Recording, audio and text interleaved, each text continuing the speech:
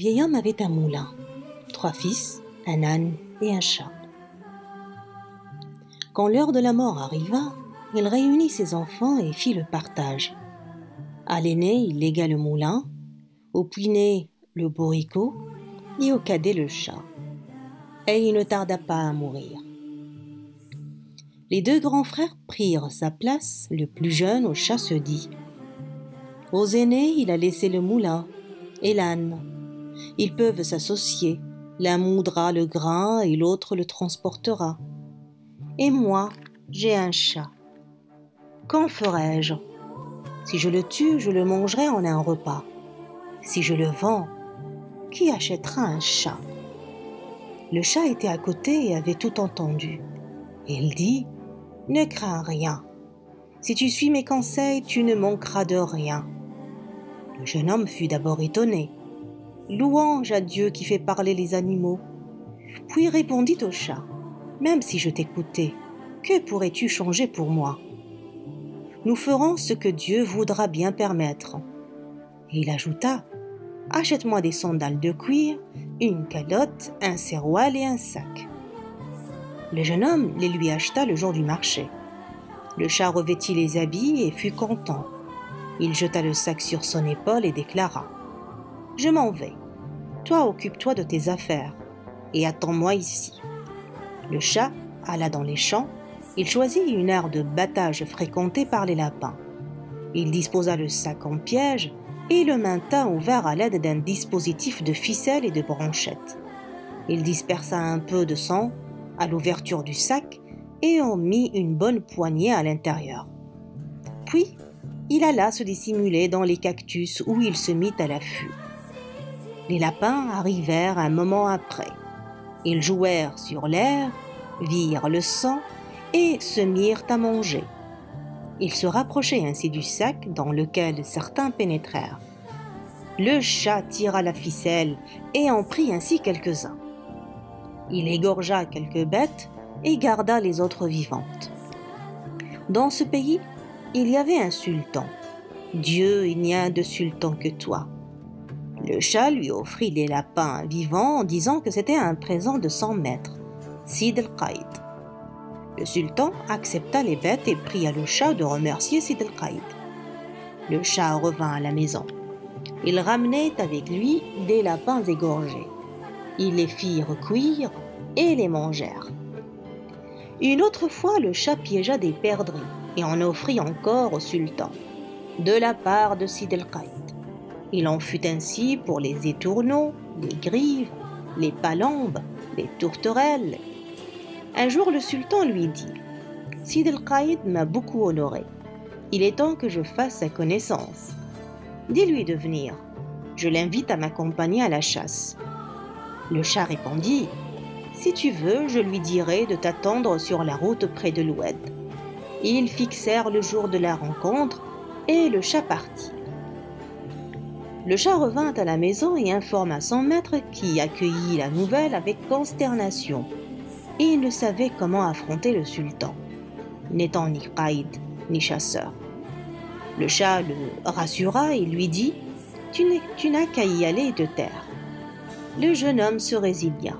« Par Dieu qui m'a imposé cette épreuve, je t'accompagnerai, et advienne ce que Dieu aura voulu. » Ils se rendirent à la rivière au jour convenu.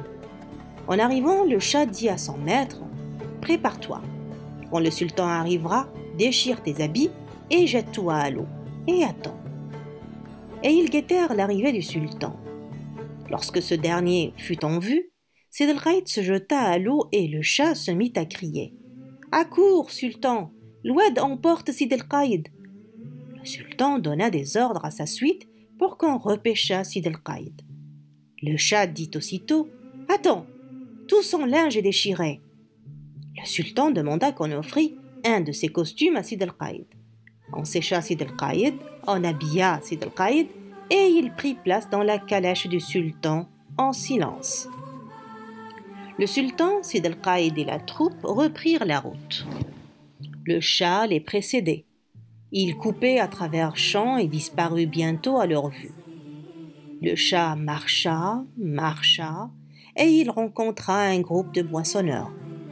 Il les salua et leur demanda à qui appartenait le champ.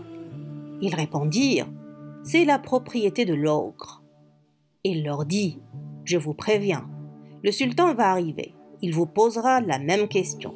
Si vous répondez que c'est la propriété de l'ogre, il vous coupera la tête. Dites que tout appartient à Sid al-Qaïd. » Peu après, le sultan arriva et les interrogea. Ils répondirent « C'est la propriété de Sid al-Qaïd. » Le sultan se tourna admiratif vers Sid al-Qaïd et lui dit « Belle terre que tu as là. »« Ce n'est rien, » répondit Sid al-Qaïd. Le Shah rencontra ensuite des ouvriers qui cueillaient du raisin, des pastèques, des melons, des poires, des figues, des nèfles, des cerises. Chaque fois, il leur demandait de répondre que c'était la propriété de Sid al-Qaïd. Chaque fois, le sultan disait son admiration et chaque fois, Sid al-Qaïd répondit que ce n'était rien. Le Shah arriva devant un château. Il frappa à la porte et demanda à qui était cette maison. On lui répondit « C'est la demeure de l'ogre. On te conseille de fuir si tu ne veux pas être dévoré. » Le Shah dit « Je suis venu le voir. Menez-moi devant lui. » On l'introduisit auprès de l'ogre et il s'assit avec lui. L'ogre lui dit « Parle vite. Qu'es-tu venu faire? Que veux-tu? » « Seigneur l'ogre, je connais ta réputation et je viens voir si ce qu'on raconte est vrai. » « Qu'est-ce qu'on raconte? » ?»« Que tu peux te changer en lion. » L'ogre gonflé d'orgueil se transforma en un lion gigantesque et rugissant. Le Shah effrayé se réfugia sur le toit. L'ogre redevint l'ogre et rit. « Descends, n'aie pas peur. » Le Shah redescendit admiratif.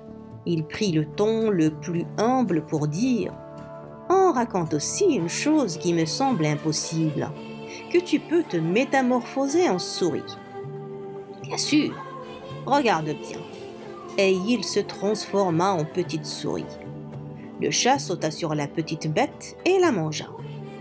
Il réunit les domestiques de l'ogre et leur déclara « L'ogre est mort. Le sultan va arriver avec ses hommes et Sid al-Qaïd. Vous sortirez tous lui souhaiter la bienvenue dans le château de Sid al-Qaïd.